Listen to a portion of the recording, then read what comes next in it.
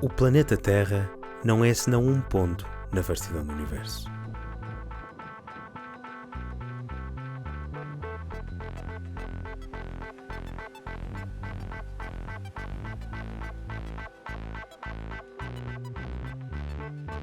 Desde as galáxias mais longínquas até aos átomos que nos constituem, tudo está ligado por uma origem comum e por um destino cósmico porventura já determinado.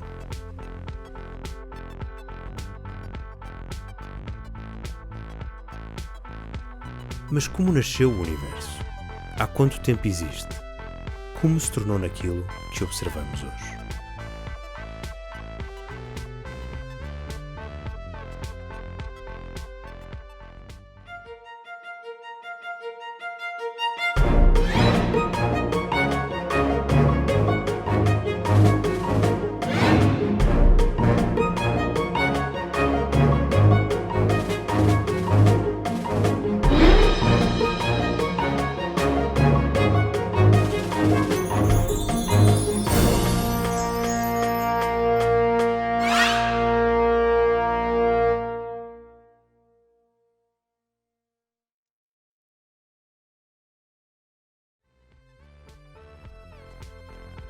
A história da cosmologia começa com uma descoberta desconcertante. Nos 20 e 30 do século XX, o astrónomo Edwin Hubble observou galáxias longínquas e reparou que se afastavam de nós quase sem exceção. A ideia de um universo estático e imutável foi ferida de morte. Hubble concluiu que se todas as galáxias se afastavam umas das outras, então o universo só podia estar em expansão. O modelo que é hoje aceito pela comunidade científica para explicar a expansão do universo compara-o ao resultado de uma explosão, um Big Bang.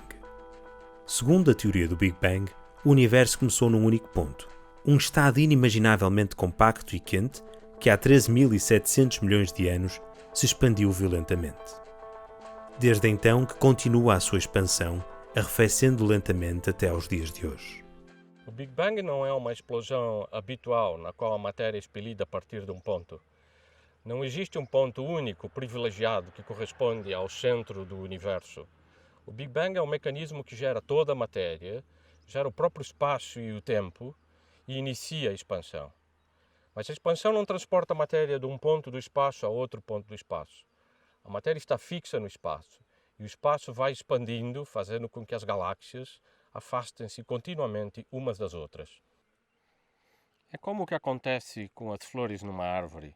À medida que a árvore cresce, a distância entre as flores aumenta, não porque elas estão a se mover na árvore, mas porque a árvore fabrica continuamente mais tronco entre elas.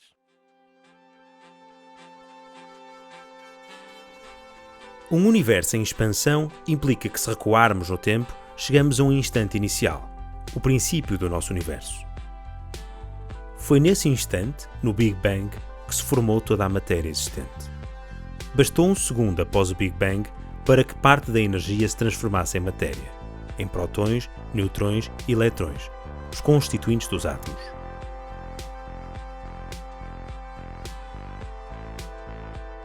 Pouco depois, formaram-se os primeiros elementos químicos, o hidrogênio e o hélio.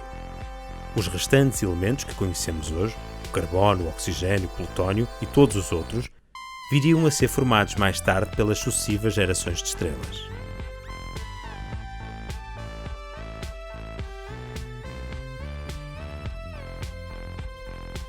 Nos primeiros anos após o Big Bang, a densidade era tão elevada que qualquer radiação emitida pelos elementos químicos recém-formados era imediatamente absorvida.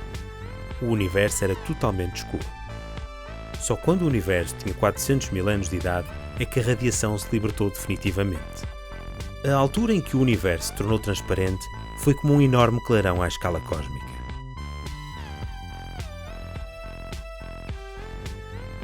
Nesta altura ainda não havia estrelas, galáxias, nem sequer moléculas nem poeiras. O universo era igual em todas as direções. A radiação proveniente da energia do Big Bang espalhou-se então de forma homogénea por todo o espaço, produzindo uma radiação cósmica que banha o universo desde essa altura.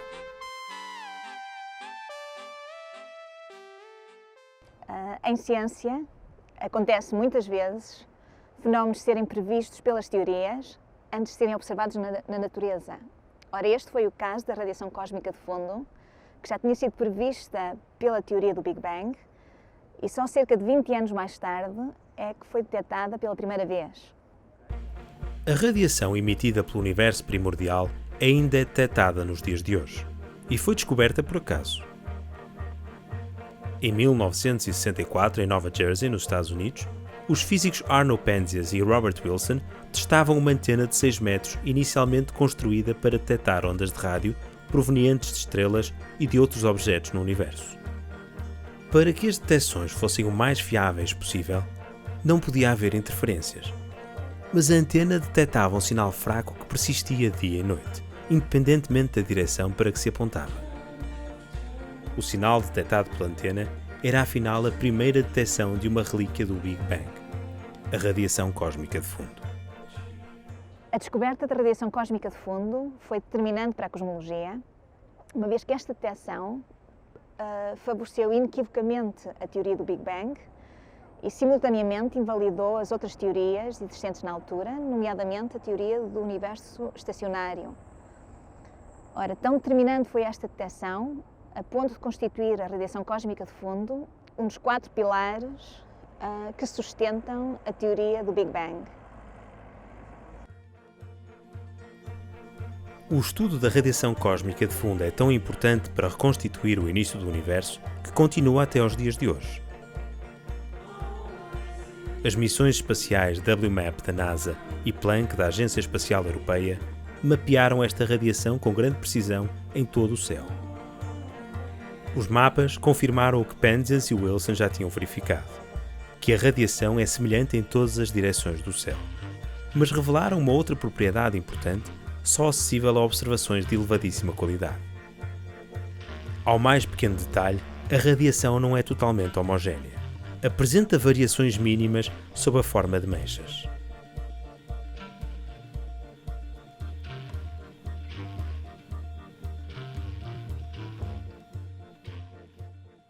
Imediatamente após o Big Bang, o universo era totalmente homogêneo.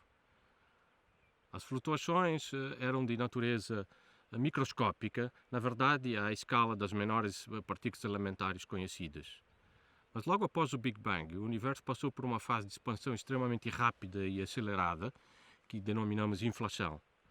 Neste processo, essas flutuações foram amplificadas e deram origem a regiões onde a densidade e a temperatura eram ligeiramente diferentes. Na verdade, essas regiões são as sementes da estrutura que hoje observamos no universo e ficaram gravadas na radiação cósmica de fundo como as manchas que hoje são observadas nos mapas.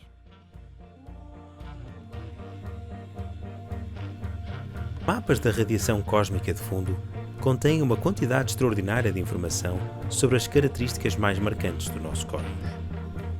As suas flutuações foram analisadas para medir algo difícil de imaginar: a geometria do universo. De acordo com a teoria da relatividade geral, o universo poderia ter uma de 3 formas. Poderia ser esférico, hiperbólico ou plano. A radiação cósmica de fundo mostra-nos que o universo é plano, o que significa que, se não houver nenhum obstáculo no caminho, a luz percorre sempre uma linha reta entre a sua fonte e um observador. O que define a forma do universo é o equilíbrio entre a expansão, consequência do Big Bang, e a contração devido à força da gravidade que atrai todos os corpos. A contração depende por isso da quantidade de matéria e energia que existe no nosso universo. Quanta matéria existe então no universo? Aparentemente, muito mais do que pensávamos. Até meados dos anos 80, acreditava-se que o universo era constituído por prótons, neutrões e eletrões, organizados em átomos e moléculas. O tipo de matéria de que é feito tudo o que conhecemos. Nós próprios, o ar que respiramos, o ecrã da televisão, as estrelas, etc. Mas as últimas décadas revelaram que existe mais matéria do que aquela que conseguimos ver. Como sabemos? Sabemos porque toda a matéria tem um efeito gravítico sobre a luz. Por exemplo, um aglomerado de galáxias consegue fazer dobrar a trajetória de raios de luz de uma galáxia que esteja por detrás de si, por ação da sua enorme massa, revelando objetos que de outro modo ocultaria. É conhecido por lente gravitacional. Graças à teoria da relatividade geral do Einstein e a observações feitas no último século, sabemos calcular exatamente a massa necessária para causar a distorção que se observa.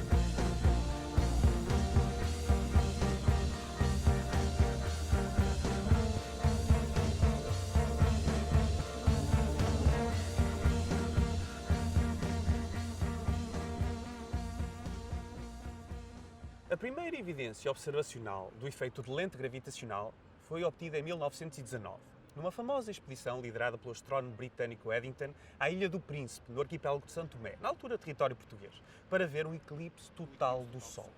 Quando a Lua tapava completamente o Sol, era possível ver o campo de estrelas, como se fosse noite. Foram tiradas fotografias que foram comparadas com o mesmo campo de estrelas, mas na ausência do Sol. E o que se verificou foi que as estrelas, que estavam perto da borda do Sol, aparentavam estar em posições ligeiramente diferentes durante o eclipse. Como as estrelas não se teriam movido sozinhas, concluiu-se que era um efeito de lente gravitacional. Um efeito previsto por Albert Einstein em 1912 e que tomou sua forma final numa correção que ele fez em 1915. De acordo com esse efeito, quando existe um corpo massivo, como o Sol, os raios de luz são curvados na sua trajetória quando passam perto desse corpo. Por exemplo, aquele barco moliceiro que se encontra ali atrás e que eu agora vou tapar, se eu tivesse a massa do Sol, os raios de luz, ao passarem perto de mim, eram curvados, o que permitiria a alguém à minha frente ver uma imagem, ainda que distorcida, daqueles barcos. A imagem poderia formar de facto um anel, e esse anel chama-se o anel de Einstein, que nós vemos hoje para galáxias longínquas, onde existem entre nós e a galáxia umas massas elevadas.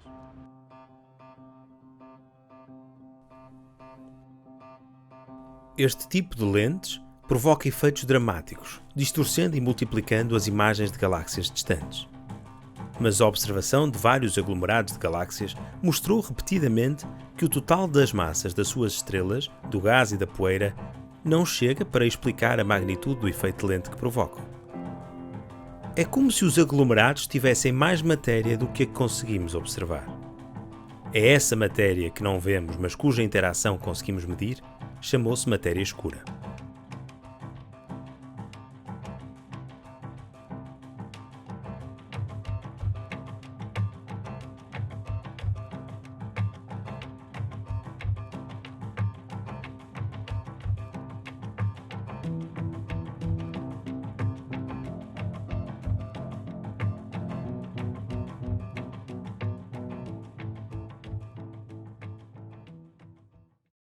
Sim, no ano 2000, 4 equipas internacionais detectaram quase em simultâneo pequenas distorções em imagens de galáxias distantes.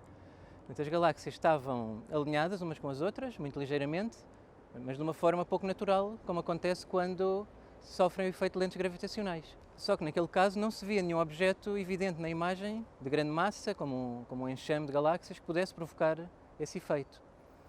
Era simplesmente como se a imagem estivesse a ser observada através de uma superfície invisível, transparente, tipo como através de um vidro ou de uma superfície de água. E então as pessoas pensaram, os investigadores na altura, pensaram de forma unânime que isso seria a prova da existência da matéria escura, que já há muito tempo era suspeitada, e que seria então uma superfície grande de matéria escura que estava entre nós e essas galáxias. E realmente, mais tarde, nos anos seguintes, continuou-se a observar esse tipo de distorções em várias direções do céu e viu-se que a matéria escura está então em toda a parte. E realmente, de acordo com outros dados de cosmologia, independentes das lentes gravitacionais, sabe-se hoje que a matéria escura é 5 vezes mais abundante do que a matéria normal, chamada matéria bariónica, e constitui 25% do universo. Pois há ainda 70% do universo que estão numa forma completamente diferente desta, também misteriosa, que é chamada energia escura. O que é realmente esta matéria escura é ainda um mistério, mas existem várias hipóteses. Provavelmente será constituída por partículas elementares ainda desconhecidas, que poderemos vir a descobrir graças aos aceleradores de partículas, como o LHC no cérebro. Há vários detectores de matéria escura atualmente em funcionamento, colocados debaixo de terra ou em satélites espaciais. Há até um na Estação Espacial Internacional. detecção de partículas de matéria escura é extremamente difícil, já que se pensa que interagem muito pouco com a matéria normal. Uma possibilidade de as detectar de forma mais indireta é detectar os raios gama que se produzem na aniquilação de duas partículas de matéria escura. A expansão do nosso universo, plano e cheio de matéria que não conhecemos, pode ser comparada a um carro em andamento. A força de gravidade atua como um travão que tenta aproximar as galáxias umas das outras, e com isso, travar a expansão. Assim, esperaríamos que a expansão do universo estivesse a desacelerar, tal como acontece com o carro quando travamos. Mas o que se observa é que o universo não está a desacelerar. Está assim a expandir-se cada vez mais depressa. A explicação mais consensual de entre as várias que têm sido propostas para este fenómeno é que haja alguma coisa que permeia todo o universo que, ao expandir-se, tenha a característica de criar repulsão. Como um hipotético elástico de tensão negativa, que quanto mais se estica, mais se quer esticar. Este elemento desconhecido, proposto pela teoria, recebeu o nome de energia escura. A energia escura é então algo de misterioso que põe o pé no acelerador do universo. A energia escura é simplesmente a ideia mais simples para explicar a aceleração do universo, e daí a sua popularidade entre os cosmólogos. Mas claramente não é a única possibilidade.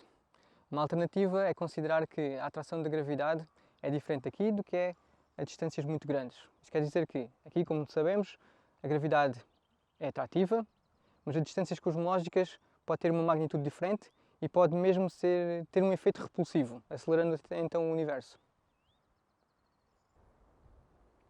De facto, os cosmólogos estão hoje a planear missões de maneira que daqui a um futuro próximo possamos dizer concretamente se existe uma energia escura que permeia o universo ou se a gravitação, a interação da gravidade é modificada a escalas cosmológicas. Ou talvez a interpretação seja completamente diferente, a nossa interpretação seja incompleta. Por exemplo, pode ser que o universo não esteja todo a acelerar, seja apenas um efeito aparente. Pode ser que as inhomogeneidades do universo levem a que a estrutura aqui que é mais densa e a estrutura que é menos densa no outro ponto do universo leve a esta aparente aceleração do universo. Há taxas de expansão que são diferentes em diferentes pontos do universo e daí nos leva a essa aparente aceleração que na verdade não é realizável, não é concretizada.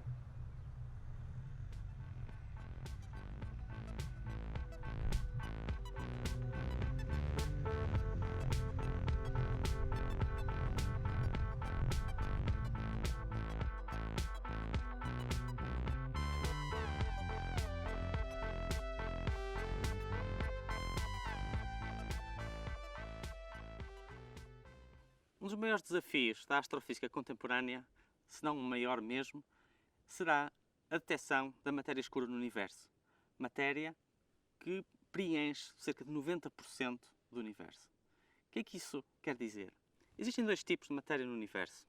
A matéria bariónica, dita normal, constituída por átomos e moléculas, aquela que aprendemos na química na escola e que nos constitui a todos, e a matéria não bariónica, que é uma matéria constituída por partículas exóticas que interage fracamente com a matéria normal e que não radia. Sabemos que ela existe porque conseguimos detectá-la indiretamente, porque ela interage gravitacionalmente com outra matéria e sabemos que ela está em tudo que são grandes estruturas. Enxames de galáxias, filamentos. Agora, não sabemos exatamente o que é e, embora tenhamos algumas ideias teóricas sobre o que é que ela deve ser, precisamos de descobrir as suas propriedades e como é que ela se distribuiu por todo o universo e porque é que ela corresponde a 90% de toda a matéria que existe. Isso ainda não sabemos. E aí precisamos de instrumentos inovadores. Os radiotelescópios serão, sem dúvida, alguns dos melhores instrumentos que vamos ter para conseguir detectar essas propriedades. Num universo que é composto de 25% de matéria escura e 70% de energia escura, somos apenas uma ínfima parte de algo que ainda não conseguimos compreender. Mas se a matéria e a energia escuras são dois mistérios na cosmologia atual, são mistérios importantes que podem revelar o destino do universo. Se a energia escura continuar a existir nas mesmas quantidades e com as mesmas propriedades que tem atualmente, então a expansão acelerada do universo continuará, afastando as galáxias umas das outras cada vez mais.